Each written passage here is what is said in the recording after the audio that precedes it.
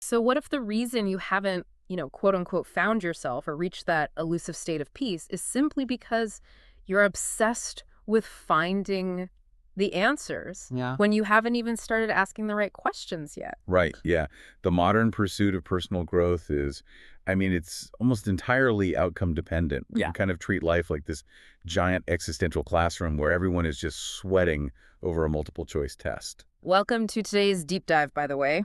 I'm your host, and I am sitting down with our resident expert. And yeah, that analogy is so spot on. I remember being stuck on exams in high school and just desperately wishing I had the answer key at the back of the book, Like learning the material didn't even matter anymore. I just wanted the cheat sheet so I could get an A and just, well, move on. And we do the exact same thing with wellness and self-help today. We really do. We want someone to just hand us the 10 steps to happiness or the exact morning routine for perfect energy. We want the cheat sheet. And that craving for certainty makes complete sense, really. When we feel lost or overwhelmed or anxious, ambiguity becomes terrifying. So we naturally gravitate toward the safety of a definitive answer. But the source material we're unpacking today, which is a brief document titled Awakening, is not finding all the answers, Reiki.docs. It completely dismantles that approach from the very first sentence. It really flips the script entirely. And that's kind of the mission of this deep dive today. We want to unpack this highly practical, grounded perspective on what it actually means to awaken.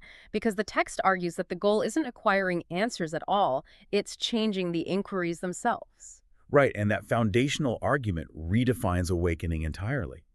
The text suggests that awakening isn't some, mystical state adorned with esoteric baggage. It's simply a grounded shift in curiosity. Yeah. Because we spend so much of our lives asking the wrong questions. Yeah. We ask things like, why is this happening to me? Or how can I make this uncomfortable feeling stop immediately? Both of those questions kind of assume there is a quick fix out there in the world. There are multiple choice questions where we are just waiting for someone to hand us option C. Exactly. Which is why the text pushes us to stop looking outward for a solution to just plug into our lives and start looking inward with a very specific sequential set of inquiries. But if awakening requires asking the right questions, the immediate hurdle is knowing what to actually question, right? Yeah. Because the text labels self-awareness as the first step and lays out this internal checklist. And it starts with observing what you feel. Yeah, that's the first one. Then understanding why you react the way you do. Hmm. Identifying the patterns you repeat. Acknowledging what you fear, recognizing what you need, and finally, discovering what you truly want. Right. But wait, putting what you want at the absolute bottom feels incredibly counterintuitive or maybe even counterproductive. I mean, if you don't know what you want, how do you even know what direction you're, excavating toward? It does seem backward at first. Because if you stop someone on the street and ask them to define self-awareness, they'd probably just say, it's knowing what you want out of life. Why does this text bury it at the very end? Well, that popular definition assumes our desires are sitting right on the surface, just ready to be plucked. But the text implies our genuine wants are buried under thick layers of psychological debris. Your immediate response to any situation is dictated by the layers above it. Let's look at the mechanics of this, actually. The human brain is incredibly resource-intensive, so it relies on automated emotional responses, basically autopilot, to conserve metabolic energy. Oh, wow. So we are literally wired to run on autopilot because it saves calories. Exactly. That metabolic shortcut is why the very first layer of the checklist is simply observing what you feel, but without fusing with it. Just noting, hey, I feel angry, rather than becoming the anger. Right. But most of us stop right there. The thought process is usually, I am angry, therefore the world is unfair, and someone needs to pay for it. We let the initial feeling dictate our entire reality. We do, and that forces the transition to the second step, which is understanding why you react the way you do. Let's say you feel angry, and your reaction is to snap at a coworker who questioned your work. Oh, that's a classic one. Right. The brain's autopilot triggered a defense mechanism. Digging into the why forces your prefrontal cortex to engage and actually break that automatic loop. So you start examining the mechanics of your own behavior. Yes. But analyzing one isolated incident where you snapped at a colleague isn't enough, because the text pushes you to the third step, which is identifying the patterns you repeat. So you have to zoom out and realize, oh, I've snapped at anyone who questioned my competence across my last 3 jobs. Yeah, and seeing that behavioral loop is where the cognitive labor actually starts. The brain is basically a prediction machine. It sees a threat, like someone questioning your competence, and runs the anger script because it worked once before to push the threat away. Recognizing that you are running a script moves the issue from a single external event to a systemic internal pattern. Which is brutal, honestly. It feels like reading a painfully accurate negative review of yourself. The discomfort is immense, I totally agree. And that brings us to the fourth step, acknowledging what you fear. Because anger rarely operates independently. It functions as a bodyguard for fear. A bodyguard. Wow. I like that. When you identify the systemic pattern of lashing out at colleagues, you have to ask what that anger is protecting. In many cases, it's a fear of being exposed as an imposter or a deep-seated fear of failure. Fear makes us feel vulnerable, whereas anger provides a false sense of power. Right. So the anger was just a smokescreen for inadequacy. And I think this is where I see the problem with trying to start at step 6. If you ask that angry person what they wanted without forcing them through these preceding layers, they'd probably say, I want my coworkers to stop asking stupid questions and leave me alone. Exactly. They would be voicing what their fear wants, not what they actually want. Acknowledging the fear is the only way to reach step 5, which is recognizing what you need. Because needs are the antidote to fears. Okay. If the core issue is a fear of inadequacy, silencing a coworker doesn't solve it.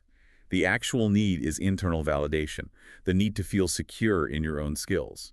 Which finally unlocks the 6th step, discovering what you truly want. So after going through this entire process, that person realizes they don't want to silence their team. They want to feel confident, capable, and secure in their career. The true desire was completely hidden by the automated reaction. Yeah, and attempting to bypass this architecture of introspection leads to solving the wrong problems entirely. Skipping to the end means spending your life trying to control other people's questions instead of addressing your own insecurities. But, I mean, realistically, going through those 6 steps for every major trigger in your life sounds absolutely exhausting. It is a lot of work. It's a literal full-time job of cognitive labor. Untangling that psychological knot every time you get defensive is just overwhelming. So it makes total sense why people turn to external crutches to bypass the work, which is why I was really shocked by how this text handles the concept of crystals. Yeah, given the document touches on Reiki and awakening, a reader might anticipate a mystical bypass.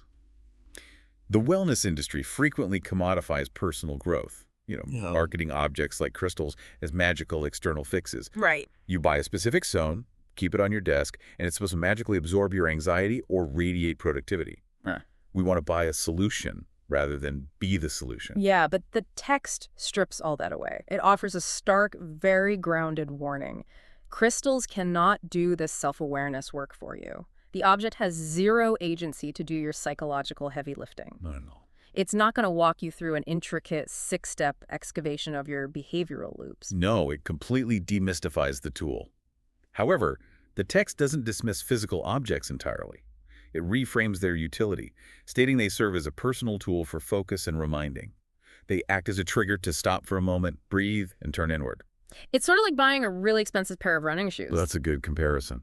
Right, because the shoes aren't going to run the marathon for you. You don't put them on and suddenly acquire cardiovascular endurance. I wish. Right, but leaving them right by the front door acts as a physical trigger. You see them and they remind you of the commitment you made. They serve as an excuse to break your inertia, get off the couch, and actually go train. Yeah, that behavioral mechanism is the key to this entire concept. As we discussed earlier, our days are heavily governed by metabolic autopilot. We just move from task to task, reacting to emails, traffic, family members, completely trapped in that superficial first layer of just feeling and reacting. Accessing the deeper layers of identifying patterns and fears requires breaking that autopilot. So you need a pattern interrupt. You need a physical alarm clock for your self-awareness that says, hey, remember, you are trying to figure out why you are reacting this way. Don't just snap at the coworker. Take a breath. Exactly. Yeah. And the psychological brilliance here is locating the power correctly. The power doesn't reside in the object. It resides in the human using the object as a tangible anchor. When you touch a stone in your pocket, the tactile sensation grounds you in the present moment. Okay, yeah. It pulls you out of the limbic system's automated emotional response and gives your prefrontal cortex a second to engage. It creates a micro moment of friction. So the tool is just a mechanism to create space, like a tiny wedge between a stimulus and your automated response. Exactly. And that wedge is where transformation actually originates. Because if the running shoes aren't making you fit and the crystal isn't making you enlightened, the responsibility falls entirely on the individual. The text makes a definitive assertion here. Real change does not begin when the world around you changes. It starts the moment you begin to see yourself differently. There is a line from the source that forces a really hard look in the mirror. It says, "You don't need more answers. Perhaps you need a little more connection with yourself." Yeah, that single sentence connects the futile search for an answer key, the exhaustive six-step checklist, and the demystification of external tools. Everything points inward to accountability. Let's actually look at the very common human frustration this addresses, because it is infinitely easier to wait for circumstances to change. Oh, definitely. We tell ourselves, "I'll finally have peace of mind when I get a different manager," or "everything will be fine when my partner behaves differently." We are constantly outsourcing our well-being to our environment. So how does this text force someone to take accountability when blaming the world is so much easier? By exposing the illusion of external control, we just default to an external locus of control. We blame the environment because if the problem is out there, well, the solution is out there. It absolves us of the heavy lifting. Right. And while our environment undeniably impacts us, waiting for the world to shift so we can feel better means actively avoiding the only thing we actually have authority over, which is our own perception. Yeah, because admitting we have the power to change how we see ourselves also means admitting we are responsible for our own misery when we refuse to do the work. Exactly. Sitting with the discomfort of your own patterns and fears is the very definition of connecting with yourself. Real change happens when you shift from claiming the chaotic world is making you anxious to recognizing you're reacting anxiously to the world because of an unresolved fear of losing control. Because the external circumstances haven't changed a bit. Not at all. Your perception of yourself within them has transformed entirely. So if we actually commit to this exhaustive process, if we map out our internal architecture, use our physical tools to force moments of pause, stop blaming our environment, and finally connect with ourselves, what is the end game? Who do we become when this awakening is complete? The text delivers its most profound paradigm shift right at the end. It concludes that awakening is not about becoming someone else. It's about remembering who you are. Oh, I love that. True self-awareness isn't a makeover, it's an excavation. Exactly. We frequently treat personal growth like an extreme home makeover. We want to tear down the walls, throw out the old furniture, and construct a brand new, perfect identity from scratch. We assume awakening involves abandoning our flawed human selves to become some untouchable, enlightened guru. Yeah, we think we need to upgrade to, like, Me 2.0, as if the current version of our software is fatally bugged and needs to be deleted entirely. But the text rejects the Me 2.0 concept completely. The journey through your feelings, reactive patterns, deep-seated fears, and mindful pauses is not a building project. It is an unburdening.